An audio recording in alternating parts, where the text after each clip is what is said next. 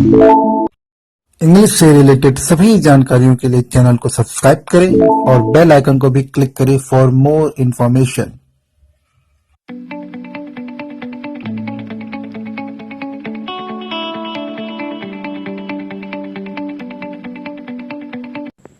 Hello दोस्तों, आज का जो वीडियो आप साफ साफ देख रहे हो, हम बात करने वाले हैं द सेंटेंस और काइंड्स ऑफ सेंटेंस। फिर बात करेंगे पार्ट्स ऑफ सेंटेंस। फिर उसके बाद हम जो देंगे वो एक्सरसाइज की बात करेंगे। ठीक है ना? तो ज़रूर इसको नोट कर लें। अगर आपको इसका पीडीएफ चाहिए तो आप वीडियो के डिटेल में जाएंगे तो आपको वो पीडीएफ मिल जाएगा। बहुत आसान है।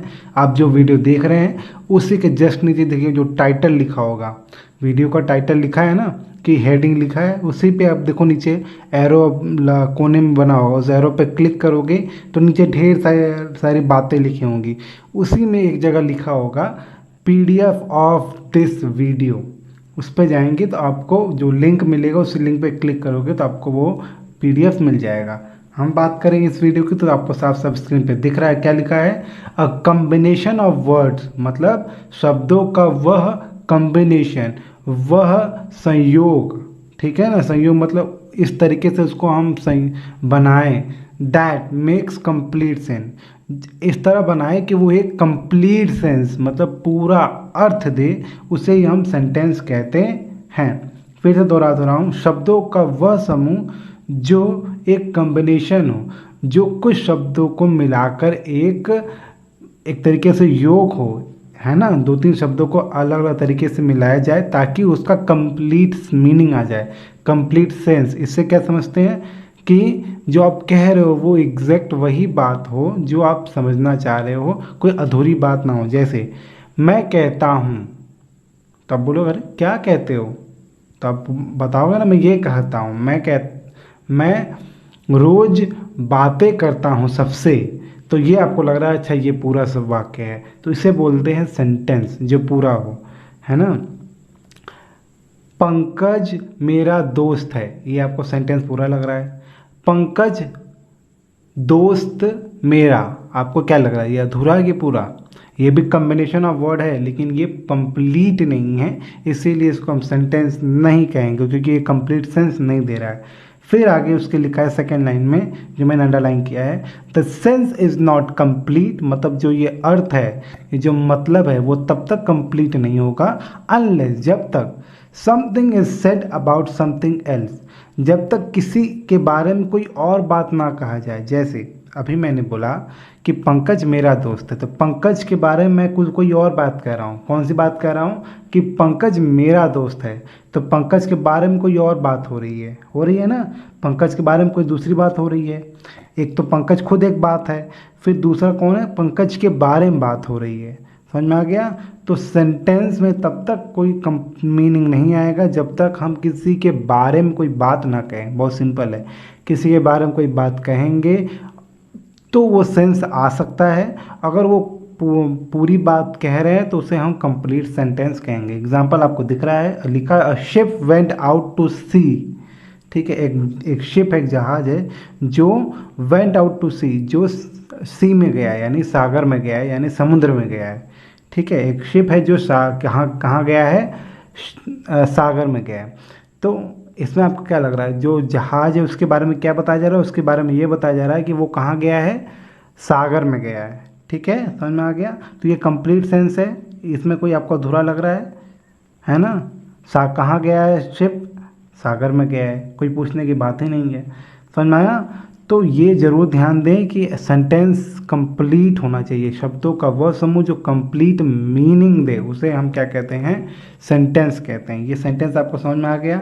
अगर आ गया है तो प्लीज़ नीचे मुझे बता दीजिएगा, अगर आपको ये वीडियो समझ में आ रहा है कि सेंटेंस मुझे समझ में आ गया, या ऐसे सेंटेंस जो आपको समझ में आए उसको आप लिख देना, जिसको नहीं आए उसको लिख देना नॉट अंडरस्टूड या नॉट अंडरस्टैंड। ठीक है ना?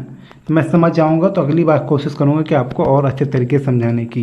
लिखा है काइंड्स ऑफ, मतलब काइंड्स मतलब होता है प्रकार। काइंड्स ऑफ सेंटेंसेस, सेंटेंसेस के प्रकार। पहले 5 होते थे, अब उसको घटाकर 4 कर दिया गया। There are 4 different kinds of sentences. तो अगर आप 4 आप बोलते हो तो कोई गलत नहीं है। There are 4 different kinds of sentences. पहला क्या है, those which simply affirm or deny, वो सेंटेंस जो या तो कोई बात स्वीकारते हैं या इंफॉर्मेशन देते हैं, कोई बात आपको बता रहे हैं, और डिनाई या मना कर रहे हैं, कोई बात आपको कोई चीज़ बताई जा रही है या मना की जा रही है, समथिंग कोई भी चीज़, आर क्लास्ड मतलब उसको हम किस कैटेगरी में रखते हैं, उसको हम रखते हैं स्टेटमेंट, उसको हम क्या कहते हैं, स्टेटमेंट। इसको एक और नाम कहा गया है, इसको अफर्मेटिव भी कहा जाता है। स्टेटमेंट को क्या कहा जाता है, अफर्मेटिव। फिर से मैं रिपीट कर रहा हूँ, लिखा है दोज विच सिंपली अफर्म, वो सेंटेंस जो सिर्फ इंफॉर्मेशन दे, अफर्म मतलब होता है कोई बात कहना, तो कोई बात कहें या डिनाई करे या मना करे, है ना, समथिंग मतलब कुछ भी मना करे, कुछ भी कहें, उसे हम सेंटेंस स्टेटमेंट कह सकते हैं। एग्जाम्पल आपको दिख रहा है, क्या लिखा है, a man success depends chiefly on himself. Chiefly मतलब पूरी तरीके से, किसी व्यक्ति का जो सक्सेस है, सफलता है, वो पूरी तरीके से उस पर निर्भर है। अच्छा, इस वाक्य में आपको कोई बात अधूरी लग रही है? इसमें कहा गया पहले वाले सेंटेंस में कि किसी व्यक्ति का सक्सेस, किसी व्यक्ति की सफलता उस पूरी तरीके से उस पर निर्भर है ना। गलत है सही है वो बात नहीं, आपको अर्थ आ रहा है ना पूरा। अगर अर्थ पूरा आ रहा है तो ये एक सेंटेंस है, और सेंटेंस की खासियत क्या होती है, उसका जो अंत होता है उसको अंत जरूर किया जाता है, सेंटेंस का अंत जरूर किया जाता है। वो अलग अलग तरीके से हम अंत कर सकते हैं, लेकिन हमें सेंटेंस को अंत करना होता है। तो यहाँ आपको दिख रहा होगा सेंटेंस का अंत किससे हुआ है, फुल स्टॉप से। तो उसका ध्यान दीजिएगा, सेंटेंस का अंत किससे हुआ है, फुल स्टॉप से। ठीक है, फिर ये इसको बोलते हैं अफर्मेटिव, जहाँ पे आपको बस सूचना बताई जा रही है, आपको कोई बात कही जा रही है। फिर दूसरा लिखा है, he did not get much help from other, उसने किसी और से मदद नहीं पाई। ये आपको एक बात कही जा रही है और उसको डिनाई, उसको मना किया जा रहा है। मान लो किसी ने बोला, क्या क्या किसी ने उसकी मदद की थी तब जब उसका मान लो एक्सीडेंट हुआ था, तो बोलेगा, तब आंसर आया है कि नहीं, उस मतलब किसी और के द्वारा उसने मदद नहीं पाई। ठीक है, तो आपको क्या लग रहा है, ये बात कोई क्या कह रहा है, डिनाई कर रहा है, मना कर रहा है, तो ये भी नेगेटिव आएगा। यानी कि स्टेटमेंट दो तरीके के होते हैं, अफर्मेटिव यानी कि कोई भी सकारात्मक बात जिसमें नकारात्मक बात ना हो, कोई भी सकारात्मक बात और कोई भी नकारात्मक बात, तो ये दोनों बातें स्टेटमेंट में आती हैं। ये पहला आपका सेंटेंस है जो कोई बात कहता है या मना करता है। ठीक है, फिर दूसरा क्या लिखा है, those which contain some command, वो जो कुछ कमांड, कोई मतलब कोई ऑर्डर देता है वो लेते हैं। रिक्वेस्ट, कोई रिक्वेस्ट करता है वो लेते हैं। इंट्रीटी मतलब कोई एक तरीके से बहुत ज़्यादा आपको दया में बोलता है, मेरी मदद कर दो, बहुत ज़्यादा, रिक्वेस्ट से भी ज़्यादा वो। और विश, कोई इच्छा करता है वो। आर क्लास्ड एट डिज़ायर, उसको हम क्या कहते हैं, डिज़ायर कहते हैं, है ना। तो जो विश है, पहले ये विश वाला कैटेगरी था, ये अलग पढ़ाया जाता था, लेकिन अब इसको हम किस में डाल दिया गया है, डिज़ायर सेंटेंस में। डिज़ायर सेंटेंस को हम इम्पेरेटिव सेंटेंस भी कहते हैं। आपको यहाँ पे दिख रहा होगा, स्क्रीन पे लिखा है, rely chiefly on your own effort command. ये देखिए, ये कमांड मतलब ये कोई किसी को कह रहा है, कोई किसी को ऑर्डर दे रहा है कि rely chiefly on your own effort, अपने कामों पर या अपने एफर्ट पर, है ना, अपने प्रयासों पर कम निर्भर बनो। ये कोई किसी से कह रहा है, मान लो कोई बड़ा है, कोई छोटे से कह रहा है कि भाई अपने कामों, अपने प्रयासों पर कम ध्यान दो या कम निर्भर बनो। ठीक है, तो ये किसी को कोई समझा रहा है, कोई ऑर्डर दे रहा है, कोई बड़ा किसी छोटे को ऑर्डर दे रहा है, कमांड दे रहा है। दूसरा लिखा है, लेंड मी अ पेन, मुझे एक पेन लेंड करो, यानी कि मुझे रिक्वेस्ट करके कोई मांग रहा है कि भाई पेन दे दो जरा, है ना। लेंड इसलिए लगा है क्योंकि आप जब पेन मांगते हो तो आप रिक्वेस्ट करते हो, तो आप एक तरीके से उधार मांगते हो, तो उधार मांगने के लिए लेंड यूज किया हुआ है। लेंड मी अ पेन, मुझे एक पेन दो, दीजिए, तो आप नॉर्मली ये रिक्वेस्ट करते हो।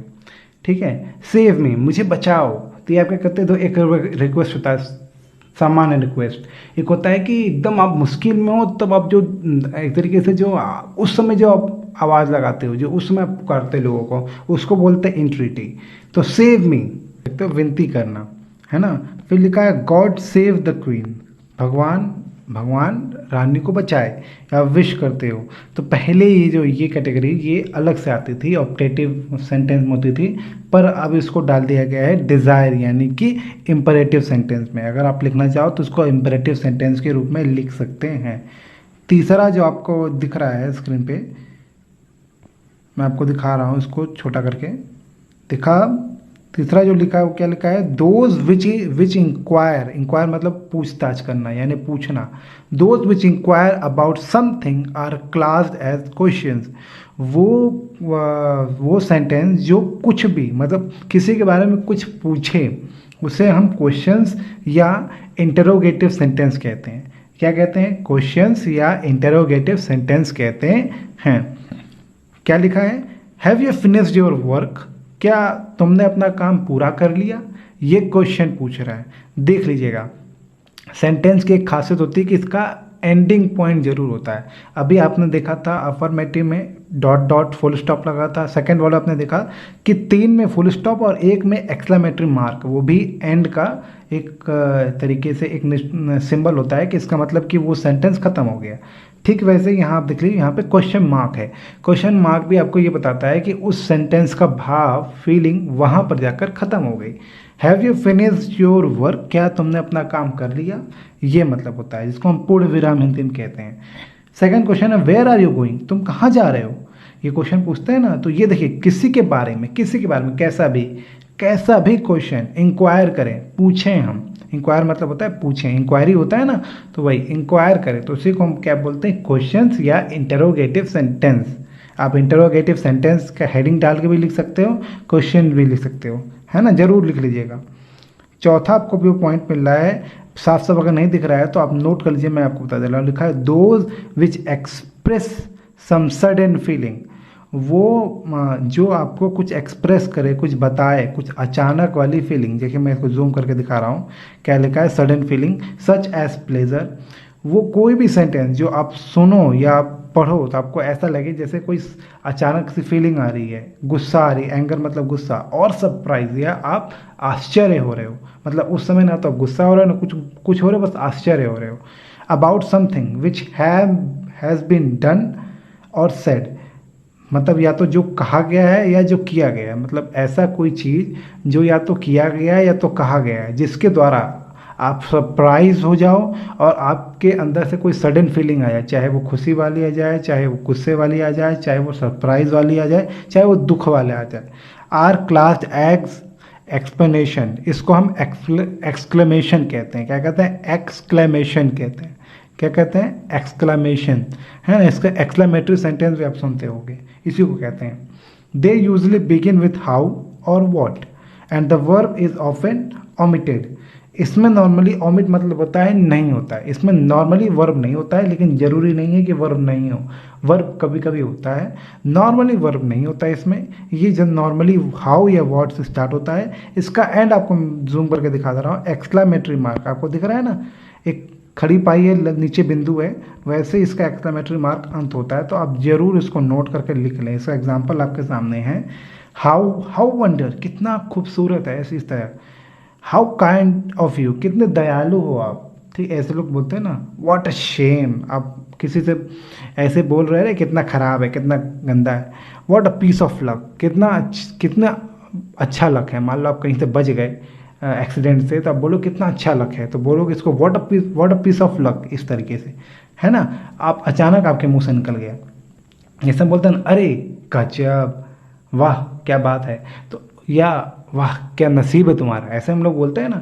तो उसी को इंग्लिश में इस तरीके से एक्सप्रेस किया जाता है, बताया जाता है। तो ये था आपका काइंड्स ऑफ सेंटेंस। अब हम बात करेंगे पार्ट्स ऑफ सेंटेंस, जो दो होते हैं, मेजरली दो होते हैं, सब्जेक्ट एंड प्रेडिकेट।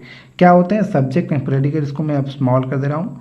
क्या होते हैं सब्जेक्ट एंड प्रेडिकेट, आपको दिख रहा होगा, तीसरा पॉइंट है ये सेंटेंस का। क्या लिखा है, the word or words denoting the person or thing about which something is said are called the subject of the sentence. फिर से दोहरा रहा हूं, नहीं समझ में आए तो, द वर्ड कुछ मतलब कोई एक शब्द, और मतलब होता है और मतलब या, द वर्ड और मतलब कोई एक शब्द, या वर्ड्स डिनोटिंग द पर्सन, कोई और ऐसे ढेर सारे शब्द जो किसी एक पर्सन और थिंग या किसी एक वस्तु को डिनोट कर रहा हूँ, बता रहे हूँ, ठीक है ना। अबाउट विच समथिंग, किसी मतलब कुछ भी बता रहे हो, कोई एक शब्द या कोई शब्दों का समूह जो किसी व्यक्ति या किसी वस्तु के बारे में बता रहा हो, उसे हम क्या कहेंगे, सब्जेक्ट कहेंगे। बहुत आसान तरीके से मैं आपको समझा दे रहा हूँ। इससे भी आसान जो इसमें नहीं लिखा है वो आपको समझा दे रहा हूँ। किसी सेंटेंस में किसी के बारे में, कोई सेंटेंस आप पढ़ रहे हो, उसमें जिसके बारे में बात हो रहा है उसे हम उसको हम सब्जेक्ट कहते हैं। फिर से मैं रिपीट कर रहा हूँ, किसी भी सेंटेंस में, अगर आप नोट करना चाहो उसको नोट कर लीजिए हिंदी में, कि सेंटेंस में जिसके बारे में बात हो उसे ही सब्जेक्ट कहते हैं। बहुत आसान, एक लाइन बता रहा हूँ मैं जो इसमें नहीं लिखा है। ये बुक का मैंने बुक से इसको नोट किया है ना। तो ये किसी एक बुक का मैंने इसको नोट किया था, ये जो आप दिख रहे हो सामने। तो अगर आप मेरा एक्सप्लेन मतलब मेरी पॉइंट ऑफ व्यू लोगे हिंदी में, तो आप ये लिख लीजिए कि इसका डेफिनेशन कुछ इस प्रकार होगा, सेंटेंस में जिसके बारे में बात हो उसे हम सब्जेक्ट कहते हैं। ठीक, नोट कर लीजिएगा। इसका एग्जांपल लिखा, a ship went out to sea. इसमें देखिए शिप थोड़ा टेढ़े लिखा है, इसका मतलब ये है कि ये इटालियन वे में लिखा है। तो अ शिप आपका सब्जेक्ट है और वेंट आउट टू सी ये आपका प्रेडिकेट है। प्रेडिकेट क्या होता है, सब्जेक्ट के बारे में, देखिए सेंटेंस में जिसके बारे में बात करें उसे हम सब्जेक्ट कहते हैं, और सब्जेक्ट के बारे में जो बात करें उसे हम प्रेडिकेट कहते हैं। जैसे आप बोल रहे हो, अब एग्जांपल को आप बोल रहे हो मेरा नाम, मान लो आपका नाम रितिका है, तो बोलोगे मेरा नाम रितिका है। तो इसमें किसके बारे में बात हो रही है, रितिका के बारे में, है ना। लेकिन रितिका के बारे में बात तो हो रही है, लेकिन बोल कौन रहा है, मेरा नाम। या इसको अगर आप नहीं समझ में, सिंपल ये समझिए ऐसे, कार लाल रंग की है। कार किस रंग की है, लाल रंग की है। सेंटेंस में किसके बारे में बात हो रही है, कार के बारे में बात हो रही है। अब कार के बारे में क्या बात हो रही है, कार के बारे में यह बात हो रही है कि कार लाल रंग की है ना। तो कार को हटा के जो बच गया वाक्य, क्या था वाक्य, कार लाल रंग की है। तो कार को हटा दो, जो बच गया लाल रंग की है। ये जो लाल रंग की है, जो ये पूरा का पूरा आपको शब्दों का समूह, इसी को हम प्रेडिकेट कहेंगे। यही चीज़ आगे लिखा है the word or words which say something about the person or thing denoted by the subject as went out are called predicate. मतलब जैसे आप ऊपर आपको दिख रहा है एग्जाम्पल, उसमें क्या, सब्जेक्ट जिसके बारे में बता रहा हो, सिंपल सब्जेक्ट जिसके बारे में बता रहा हो या जिसके बारे में कह रहा हो, डिनोट कर रहा हो, है ना, उसे हम प्रेडिकेट कहेंगे। जैसे ऊपर वाले उदाहरण में वेंट आउट लिखा है ना, शिप गया, शिप वहाँ गया, कहाँ गया, सागर में गया, यानी समुद्र में गया, अपना जो भी उसका काम था वो करने गया, है ना। तो क्या आपने देखा ये कि जो शिप है वो गया, कहाँ गया, सागर में गया। तो वेंट आउट टू सी ये पूरा का पूरा क्या है, आपका प्रेडिकेट है। समझ में आ गया। अब देखिए यहाँ आपको समझा रहा हूँ, अच्छे तरीके से समझिएगा कि सब्जेक्ट और प्रेडिकेट क्या होता है। However long a sentence may be, sentence बड़ा हो सकता है। It can always be divided into the same two part, sentence छोटा हो चाहे बड़ा हो, वो हमेशा दो पार्ट में डिवाइड हो सकता है एज द शॉर्टेस्ट सेंटेंस। चाहे वो सबसे छोटा सेंटेंस क्यों ना हो, सबसे बड़ा क्यों ना हो, उसको हम दो पार्ट में जरूर डिवाइड कर सकते हैं। आपको एग्जांपल दिख रहा हूँ, सबसे छोटा पहला देखिए, फायर बर्न, आग को जलाओ, है ना। तो फायर बर्न मतलब कि वो जो सूखी रखी हुई है उसको जलाओ, सूखा कोई भी चीज़ रखा है उसको जलाओ। तो फायर सब्जेक्ट हो गया, फायर नाउन है, और बर्न क्या है, प्रेडिकेट, है ना। सब देखिए फायर बर्न ये पूरा एक सेंटेंस मानिए, उसमें किसके बारे में बात हो रही है, आग के बारे में। आग जल गई, है ना, आग क्या हुआ, जो सूखी चीज़ थी उससे क्या हुई, आग जल गई। बर्न मतलब यहाँ पे जल जाना कोई भी चीज़। तो फायर आग थी वो जल गई, ठीक। तो फायर एक सब्जेक्ट है, और फायर के बारे में क्या बात हो रही है, फायर के बारे में यह बात हो रही है कि वो जल गया। तो बर्न आपका प्रेडिकेट। सेकंड आप पॉइंट देख रहे हो, लिखा अ फियर्स फायर, फियर्स मतलब बहुत तेज। तो ये बहुत खतरनाक जो आग थी वो बर्न डाउन माई हाउस, एक खतरनाक आग मेरे घर के नीचे जल उठी, मतलब एक खतरनाक आग मेरे घर के नीचे जल उठी। बर्न डाउन माई हाउस, ये प्रेडिकेट हो गया। कैसे? अ फियर्स फायर, ये पूरा का पूरा एक सब्जेक्ट है, और जो बर्न डाउन माई हाउस लिखा है ये आपका प्रेडिकेट है। वैसे ही तीसरा वाला है, a fierce fire which broke out yesterday afternoon, वो खतरनाक आग या वो बहुत तेज आग जो पिछले दोपहर को, पिछले दिन दोपहर को, यस्टरडे मतलब पिछले दिन और आफ्टरनून मतलब दोपहर को, जो पिछले दिन ब्रोक आउट, जो मतलब जो लग गई थी या जो भड़क गई थी। भड़कना, जैसे आग बोलते हैं ना, आग भड़क गई मतलब आग तेज हो गई। तो वो खतरनाक आग जो पिछले दिन दोपहर को भड़क गई थी, या आप बोल सकते हो ज़्यादा तेज हो गई थी, completely burn down my house, उसने पूरी तरीके से मेरे घर को जला दिया। And many others in the same street, और कई और लोगों का घर उसने जला दिया उसी उसी गली में। तो आप देख सकते हो कैसे सब्जेक्ट अलग हो जा रहा है, प्रेडिकेट अलग हो जा रहा है, चाहे वो सबसे छोटा सेंटेंस हो चाहे सबसे बड़ा। आप भी करके दिखिएगा, अभी मैं आपको दूंगा। फिर लिखा है पांचवा, बट द सब्जेक्ट में बी अंडरस्टूड, सब्जेक्ट को आप अंडरस्टूड कर सकते हो। एज इन, जैसा कि इसमें है, किसमें? गो अवे, जाओ यहाँ से।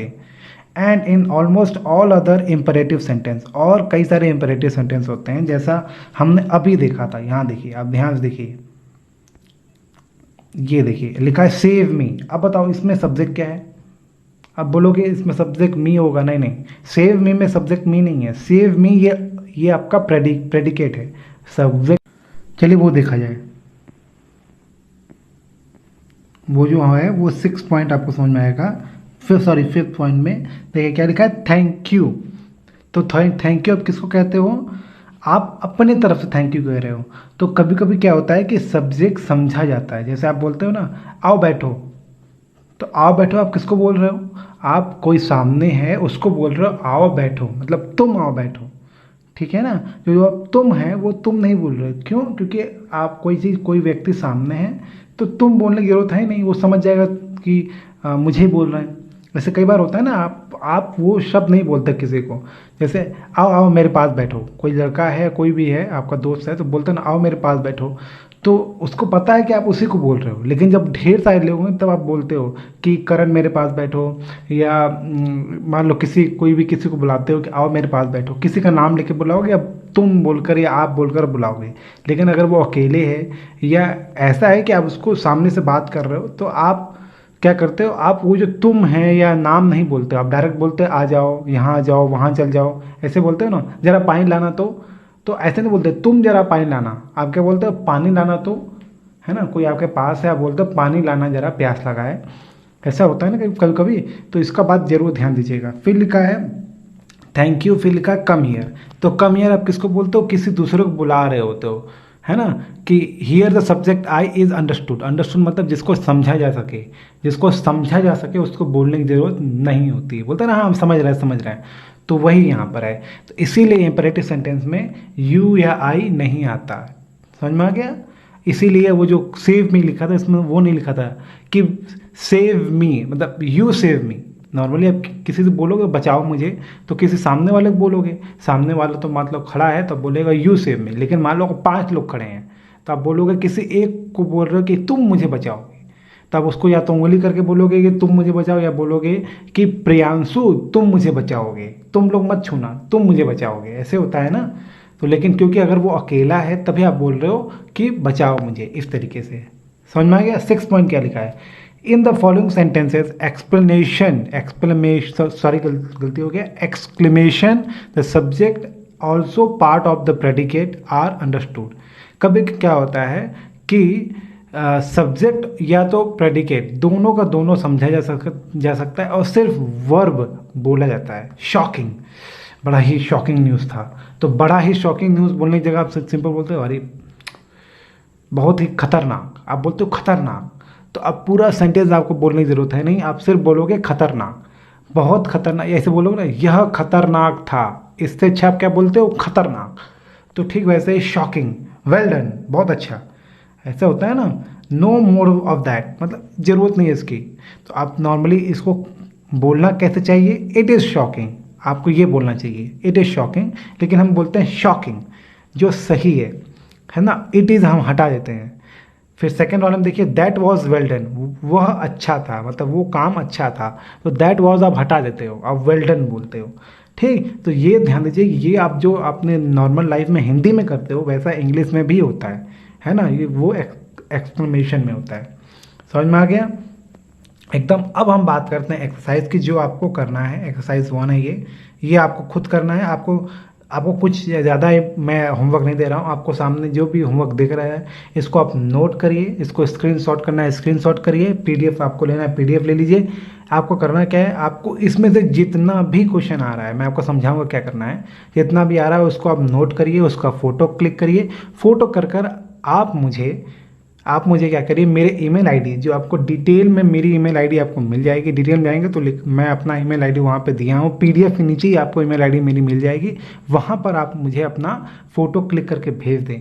अगर आपका वीडियो अच्छा रहेगा तो नेक्स्ट वीडियो में उस आंसर्स के बारे में हम बात करेंगे जो आपने भेजा है। ठीक है ना, ज़रूर भेजें। अगर आप नहीं भेज पा रहे हो तो आप कमेंट बॉक्स में भी आंसर दे सकते हो, लेकिन आप नंबर डाल दीजिएगा कि 1 का ये आंसर है, 2 का ये आंसर है, इस तरीके से। अब मैं आपको बता रहा हूँ कि एक्सरसाइज क्या है। लिखा है divide the following sentences into subject and predicate. जो आप सेंटेंस देख रहा है उसको आप क्या करिए, सब्जेक्ट और प्रेडिकेट में डिवाइड करिए अलग अलग। जैसे यहाँ पे आपको दिखा है ना, इस तरीके से आप इस तरीके से भी कर सकते हो, या नॉर्मली आप एक लाइन खींचकर जैसे आप वर्ड मीनिंग लिखते हो ना, आप वैसे भी कर सकते हो। 1 2 3 लिखने की ज़रूरत नहीं है।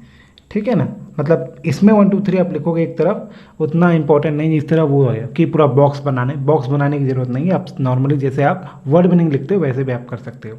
लॉन्ग लिव द क्वीन, मैं आपको एक एक वर्ड सुन के पढ़ के सुना दे रहा हूँ। सेकेंड लिखा the earth moves round the sun, is he a coward, how foolish I have been, what a beautiful night.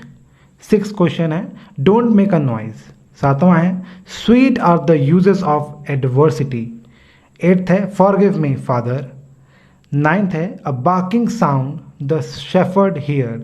10th है ग्रेट वॉज देयर जॉय। एक बात ध्यान दीजिएगा, इसमें कुछ ऐसे क्वेश्चन है जिसमें आपको लगेगा इसमें सब्जेक्ट है ही नहीं, तो आप ध्यान दीजिएगा, मैंने अभी आपको बताया 5th पॉइंट पे कि कभी कभी आपको ऐसा लगेगा कि सब्जेक्ट नहीं है लेकिन उसमें सब्जेक्ट होगा, तो आपको पता लगाना है कि वो आई है, यू है, ही है, शी है, क्या है, वो आपको खुद पता लगाकर आपको वहाँ लिखना होगा इस तरीके से लैटिन में टेढ़ा करके।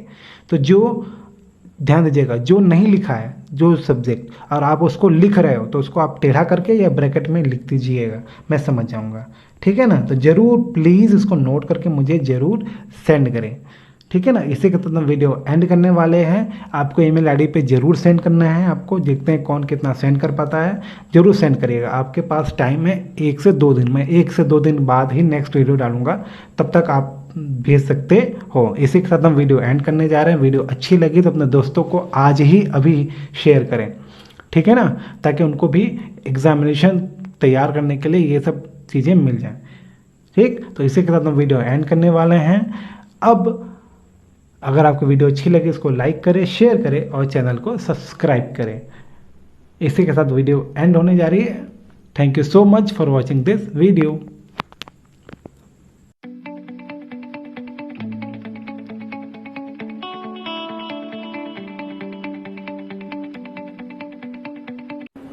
हेलो दोस्तों, तो ये आपको जो स्क्रीन पे दिख रहा है ये एक ऑफ़र है जो आपके लिए है 25 जुलाई तक। तो अगर 25 जुलाई तक अगर आप एक जो नया बैच बन रहा है क्लास 9th और क्लास 10th का, खासकर इंग्लिश सब्जेक्ट के लिए, इंग्लिश और इंग्लिश ग्रामर के लिए, अगर आप उसमें ज्वाइन होते हो तो आपका जो एक तरीके से जो फीस है वो आधी लगभग हो जाएगी। अगर आपको ये ऑनलाइन क्लासेस ज्वाइन करनी है तो ऊपर दिए गए लिंक पे क्लिक करोगे तो पूरा वीडियो है, उसमें आप पूरा डिटेल जाकर वहाँ पर देख सकते हैं और समझ सकते हैं। सो प्लीज़, अगर आपका नया सिलेबस आपने स्टार्ट किया और अभी तक आपने कुछ बेसिक चीज़ें ही स्टार्ट की हैं तो आप प्लीज़ इस क्लास को ज्वाइन करें और देखें कि क्या क्या एक्सपीरियंस आप गेन कर पाते हैं। बहुत अच्छा तरीके से आप कर पाओगे और मैं आशा करता हूँ कि अगर आप सब कुछ सही तरीके से फॉलो करोगे तो आपको जो नंबर्स हैं वो 90+ हो जाएंगे। मैं ये तब कह रहा हूँ जब आप सभी बातें फॉलो करोगे। ज़रूर जाके वो वीडियो देखें। अब हम बात करेंगे इस वीडियो की।